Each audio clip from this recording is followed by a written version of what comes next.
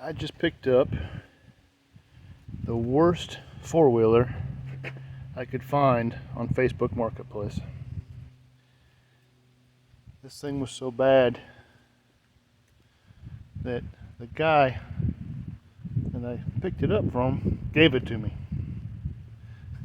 He was trying to sell it for $300, but as you can see, there's nothing left of this four-wheeler. It's missing a lot of parts. So let's see if we can get this thing running. It's going to take a while. It's going to take a few videos. This is a first look at it. We're both looking at it at the same time for the first time. It does have some parts on there. I've moved the crank and everything. It seems to be good. The piston, it's shot. Rings are shot. The cylinder, it's shot. It's corroded and rusted and pitted. It's in real bad shape. It's all scored up, and so we're gonna have to get one of those. Tires are dry rotted, holding there, but they're dry rotted pretty bad. Missing throttle cable, nothing there. Missing carburetors, missing the air box, missing all the lights. Looking at the stator, it's missing the pickup, so we're gonna have to get a new stator. My guess is he probably lost spark because it's missing coil. It does have the CDI box. I don't know if it's any good. Probably replace it too, just because I don't know. Starter's missing. About the only thing it has is fuel tank, radiator. It does have some plastics. The seat's torn. The plastics have been painted probably 4 different times.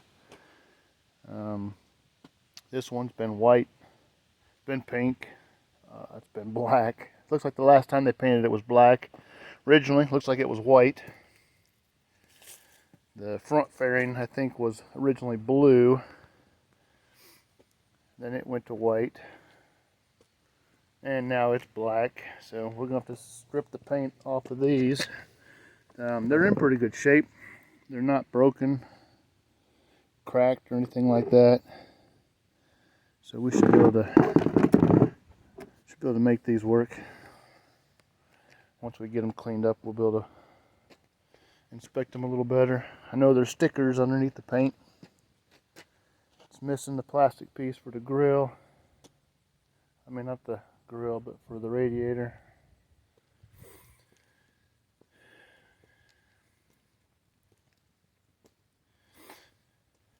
Axle does move. Front brakes do work. Back brakes missing the caliper and everything.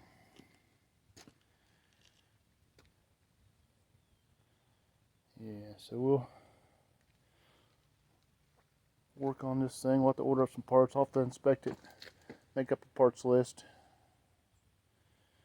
and yeah, order up some parts. Looks like, yeah, all the hand grips are missing. I mean, it's missing a lot of stuff. It's missing the ignition. My guess is he probably tried to hotwire it somehow. It was probably the whole issue to begin with. I'm not sure if there's even any fluid in it. Let's see.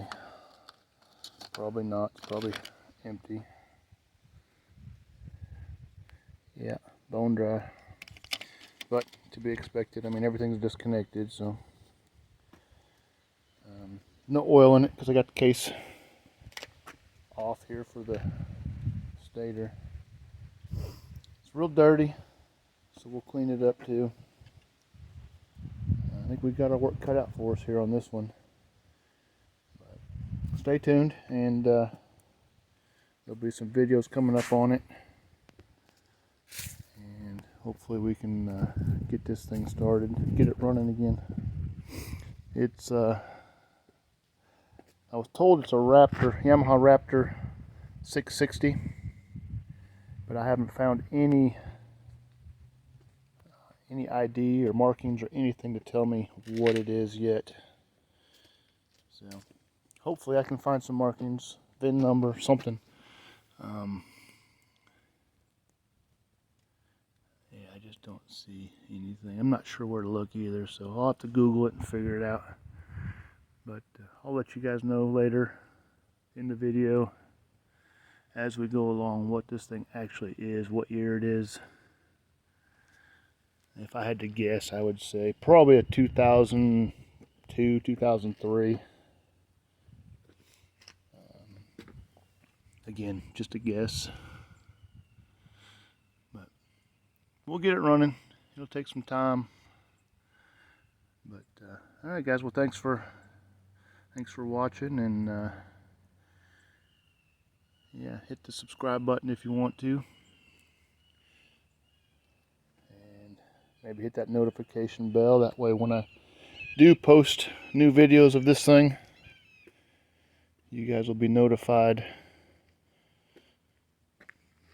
But yeah, once again, guys, thanks for watching.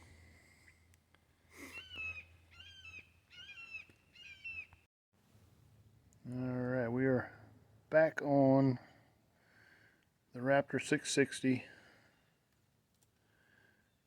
Again, this thing was given to me in quite a few pieces. A lot of pieces are missing. A lot of pieces are no good that are on it. So it's going to take quite a bit to get this thing going, and it's going to be quite a project. I did buy a hone for the cylinder, and I'm hoping it'll clean up. There's a lot of stuff in there. It's probably not going to come out. I do have another one on order. I'll be here in a couple of days, but I'm going to try to clean this one up and see if it'll be salvageable or not. So I got some parts. Ordered some foot pegs. Came with the shift lever and the linkage and the little arm that connects to the shift mechanism there. And I got some new rings. I got a puller so I could pull this magneto, pull this out and start working towards getting a new timing chain. The timing chain is it's rusted. It's no good. Stator is no good. Missing the pickup coil. But anyway, that's where we're at. We're going to try to get some stuff put on here and see what works and what doesn't. I'll get back to you guys here in a little bit. Alright, we just got the new head, well, used head, not head, cylinder, sorry, and piston for the Raptor 660 project. Got some new rings. Says here they are for the 100mm piston and bore. Now, when I put these rings in there, this is the old ring. The gap, the ring gap, is not good on the new rings. Piston gap on the old rings for the piston that I received. You can see the gap there.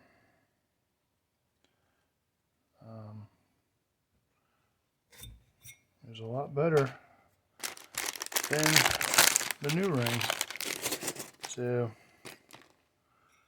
thinking I'm probably going to use the old rings. And then here's the gap on the new one. I mean, it's a lot bigger gap on the new ring. Not real sure what the gap is supposed to be. I'll have to look it up, but it looks to me like the new rings are junk. So let me do a little more research on that, and yeah, I'll let everybody know. What it looks like to me so far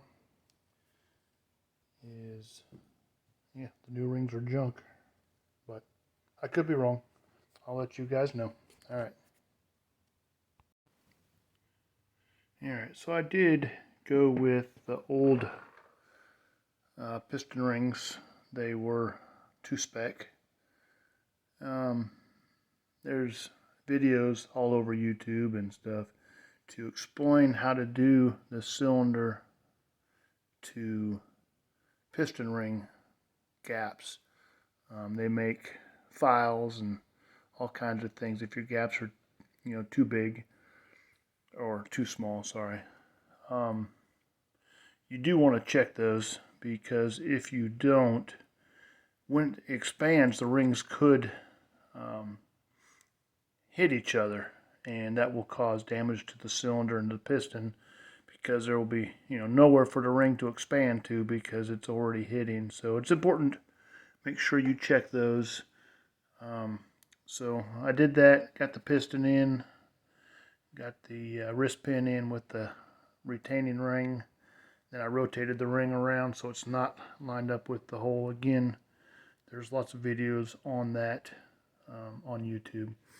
So I've got the bolts in, and we're going to go ahead and torque them 27 foot-pounds. There's no need to watch me do that. You guys all know how to torque. Yeah, so I'm going to go ahead and do that, and then I'll get back with you on the next step. Alright. Alright, so piston's in, cylinder's torqued, and feels really good. Just turning it over here by hand.